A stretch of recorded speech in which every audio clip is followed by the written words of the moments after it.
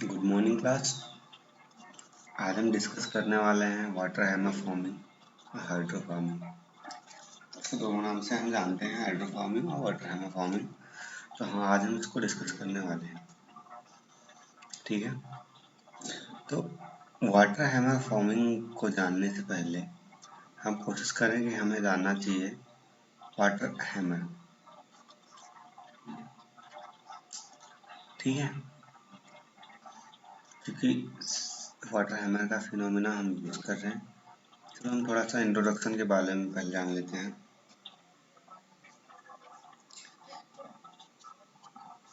अगर बात करें वाटर हैमर फॉर्मिंग में, तो यहाँ पे सीधे हाइड्रो फार्मिंग जो है वो स्पेशल टाइप का डाई फार्मिंग मेथड ही है। डाई फार्मिंग में जैसे एक हमारे पास डाई होती है और हम हैमर, वाटर हैमर के थ्रू या फिर हाइड्रोलिक प्रेशर के थ्रू हाइड्रो पावर्स को डाई के ऊपर हम मेटल को पेस्ट करते हैं और ऊपर से हम हाइड्रो पावर और वाटर हैमर पावर को या प्रोसेस को अप्लाई करते हैं और जो हमारा सीट है वो डाई के फॉर्म में कन्वर्ट हो जाता है। इस पर्टिकुलर प्रोसेस के आने से जो हमारा है, जो forming seat metal form manufacturer का पोटेंशियल था, ये टेक्निकली और इकोनॉमिकली दोनों इंक्रीज हुआ है।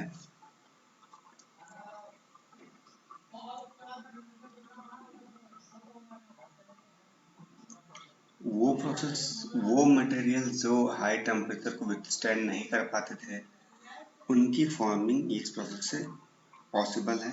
क्योंकि अगर हम जो एडवांस फॉर्मिंग प्रोसेस हैं हमारी, वहाँ जब हम फॉर्मिंग करते थे तो वहाँ पे हाई टेम्परेचर इंड्यूस होता था, तो वहाँ पे दिक्कत होती थी। तो वो मटेरियल्स जो हाई टेम्परेचर विथस्टैंड नहीं कर पाते हैं, उन मटेरियल्स के भी हम यहाँ पे फॉर्मिंग कर लेंगे with the help of high water hammer forming, you can say hydro farming. तो ये प्रोसेस ऐसे हिसाब से भी बेनिफिशियल है, ठीक है।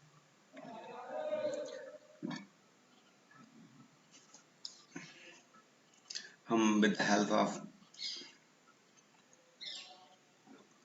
वाटर हैमर फॉर्मिंग कुछ चीज़ें जो डाई स्टैंपिंग के थ्रू बनानी पॉसिबल नहीं होती, कुछ कॉम्प्लेक्स शेप्स या कॉन्केविटीज, उनकी भी फॉर्मिंग हम यहाँ पे कर लेते हैं। ये काफ़ी यूजफुल प्रोसेस है।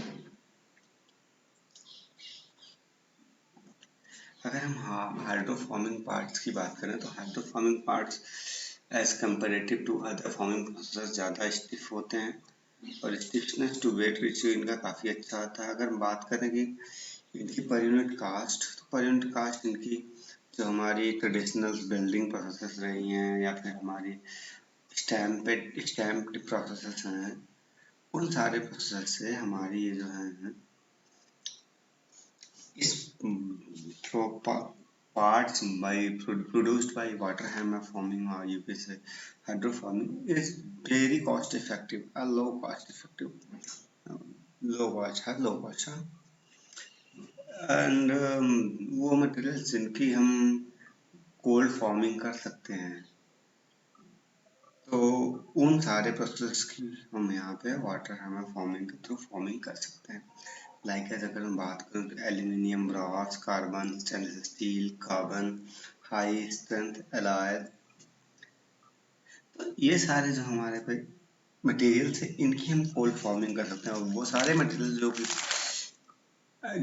those are available for cold farming, they are also available for water hammer forming.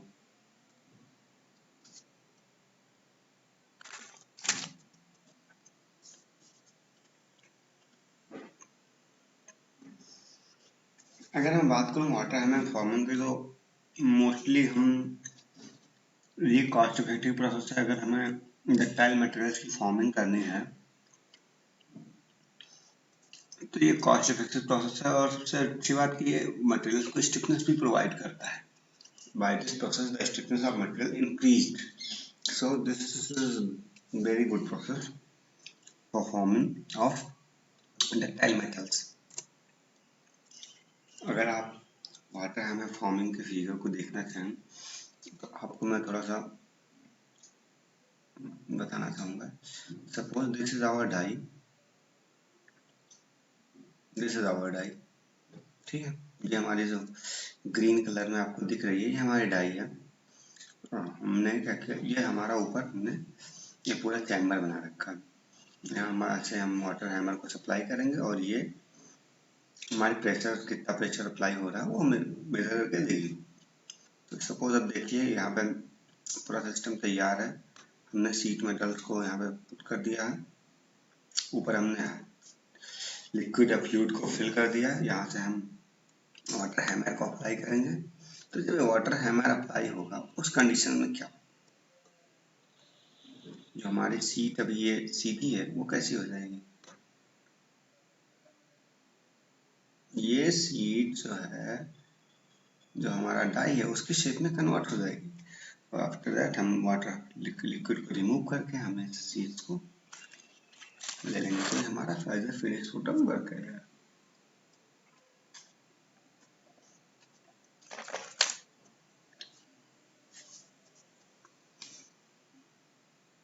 ठीक है, कोल्ड फॉर्मिंग के तरह ही ये प्रोसेस है, तो इसमें हमारी सरफेस फिनिश भी काफी अच्छी होगी।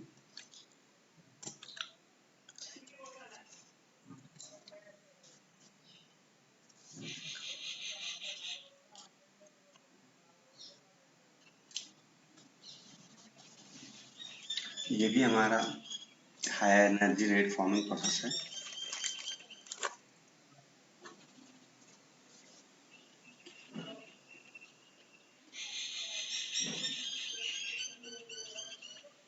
अगर मैं प्रिंसिपल की बात करूं तो वाटर हैमर या उसे हम हाइड्रोलिक शॉक का फिनोमेना जो है यहाँ पे यूज होता है।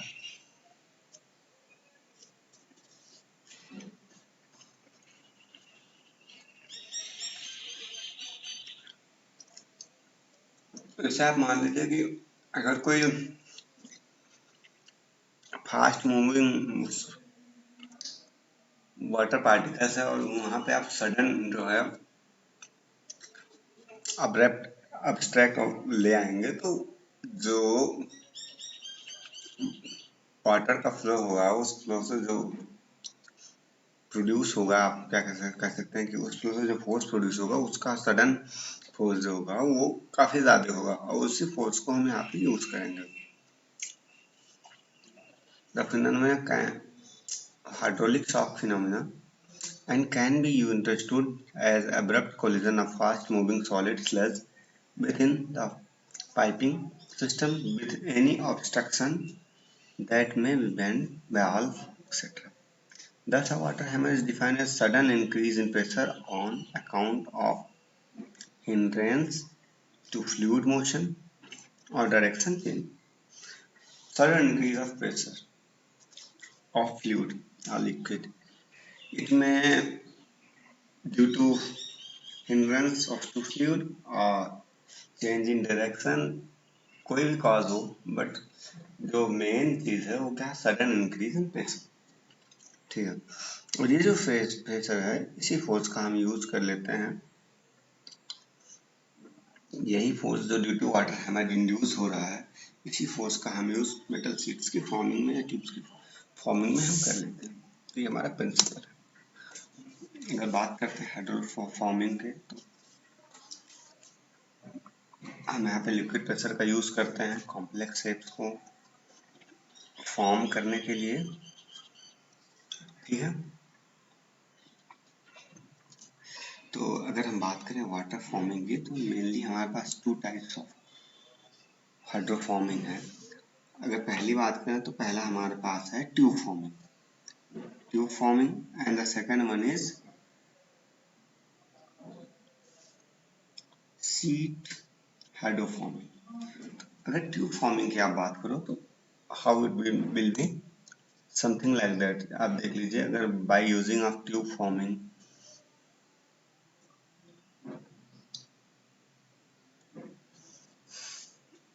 अब ये सारी चीजें तभी यूज किया था जब हमें कुछ कॉम्प्लेक्स शेप्स की जरूरत पड़ती है। A section of cold rolled tube steel tubing is placed in a closed die set।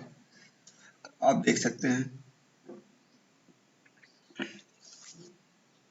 ये कोल्ड रोल को एक क्लोज डाई सेट में रखा गया। A pressurized fluid is introduced into the end of the tube.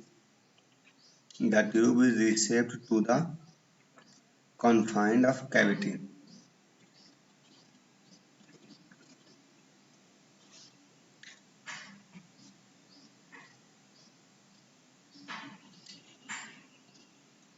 आपको हम थोड़ा सा अलग समझाते हैं, आप यहाँ पे देखो,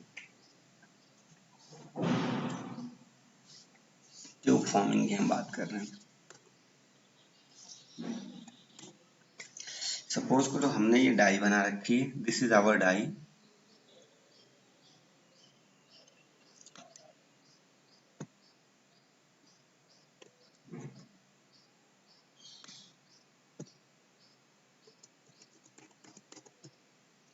ये हमारी डाई है, ये इसके बीच में हमारे पास ये रैम है,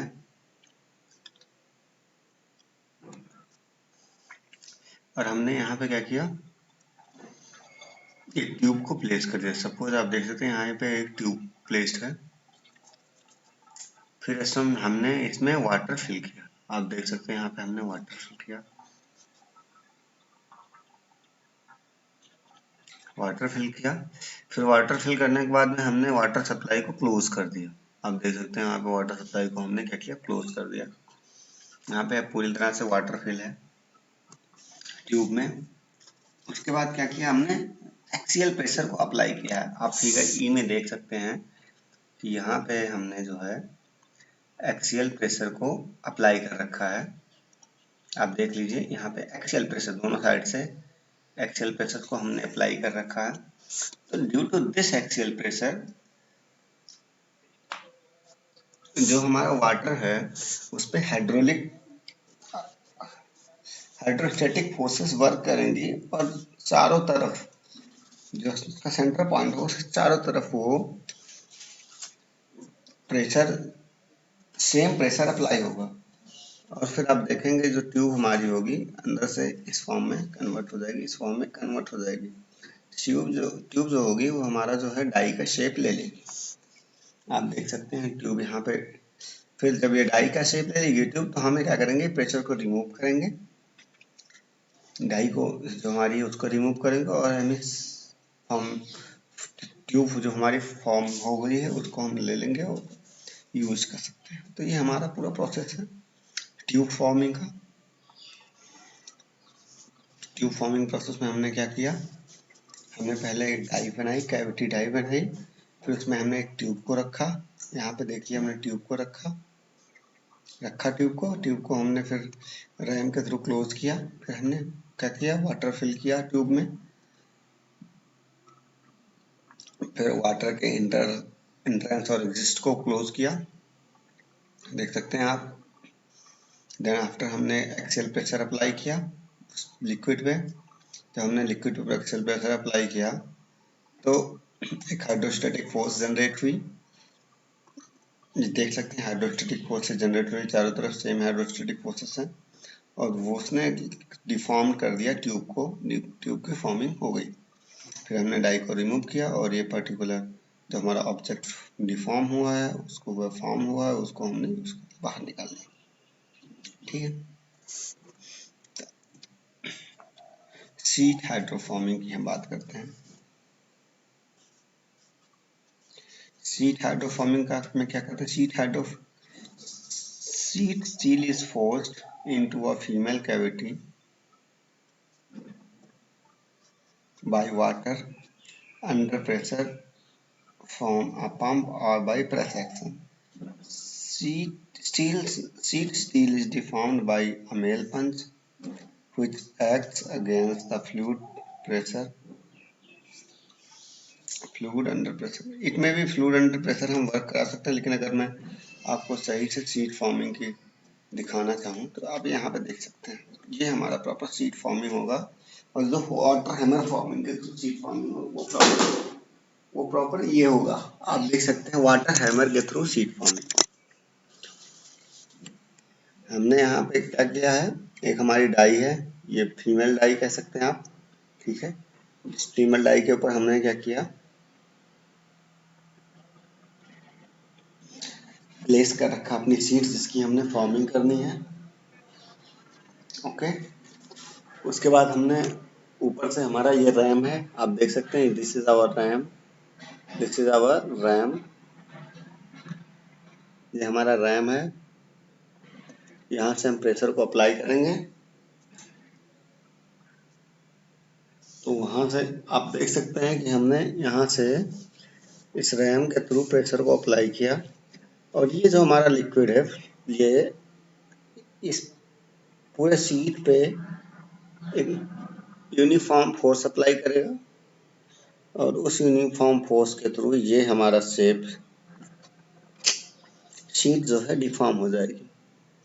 तो ये जो हमारा प्रोसेस होगा इसको हम शीट फॉर्मिंग प्रोसेस बोलेंगे। ओके।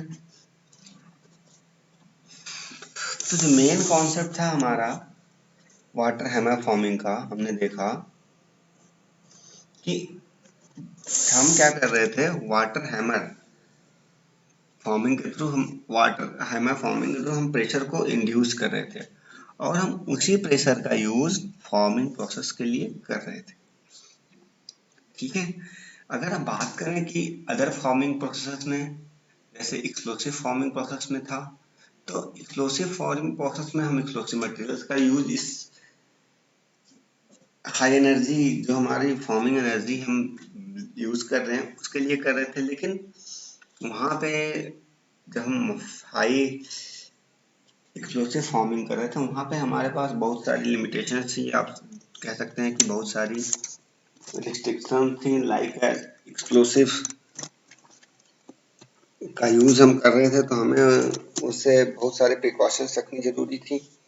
लेकिन वाटर हैमर फॉर्मिंग में प्रिकॉशंस काफी कम हो जाते हैं। अगर एक्सप्लोसिव्स की बात करें तो एक्सप्लोसिव्स सच दैट कि वो जो एक्सप्लोसिव हैं वो it may be harmful for our environment, it may be harmful for workers। लेकिन यहाँ वाटर हैमर फॉर्मिंग में काफी सारी चीजें सिंपल हो जाती है। और जैसे कि आपको हमने बात की है कि यहाँ पे हम मोस्टली हम डक्टाइल्स मटेरियल की फॉर्मिंग करते हैं, तो ये हमारे पास एक डिसएडवांटेजेस भी हैं कि हम ब्रिटल मटेरियल की फॉर्मिंग ज़्यादातर नहीं करते हैं, हम डक्टाइल मटेरियल की फॉर्मिंग करते हैं।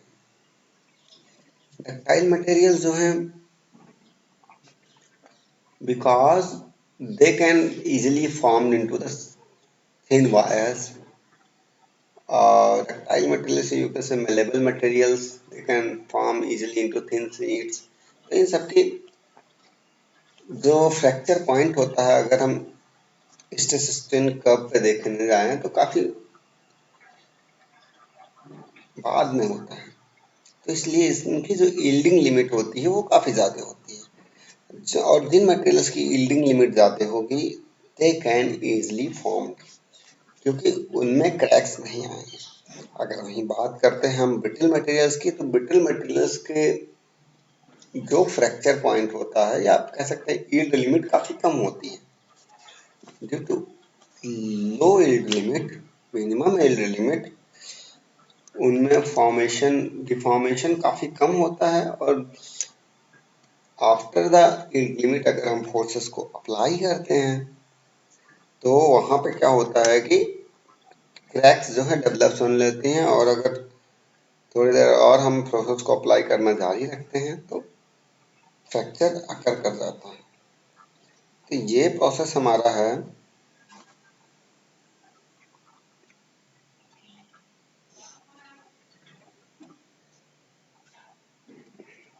वाटर हैमिंग फॉर्मिंग का। ठीक है, बाकी आप लोग नोट्स वगैरह बनाते रहिए, जो दिक्कतें आएंगी उनको आप हमें व्हाट्सएप के थ्रू या कॉल करके भी पूछ सकते हैं। और अगर और भी कुछ प्रॉब्लम्स आ रही हैं कि आपके पास बुक्स नहीं है, नोट्स चाहिए, तो इस हिसाब से नोट्स वगैरह तो हम आपको प्रोवाइड करा ही रहे हैं, बट अगर आपको बुक्स की प्रॉब्लम्स आ रही हैं, ये सारी चीज़ें हो रही हैं, तो आप हमें इन्फॉर्म कर सकते हैं, हम भी अपने हैंड से कोशिश करेंगे कि आपकी हेल्प की जाए। ओके, तो आज का लेक्चर हम खत्म करते हैं, आगे की चीज़ें हम नेक्स्ट लेक्चर में डिस्कस करेंगे। Thank you.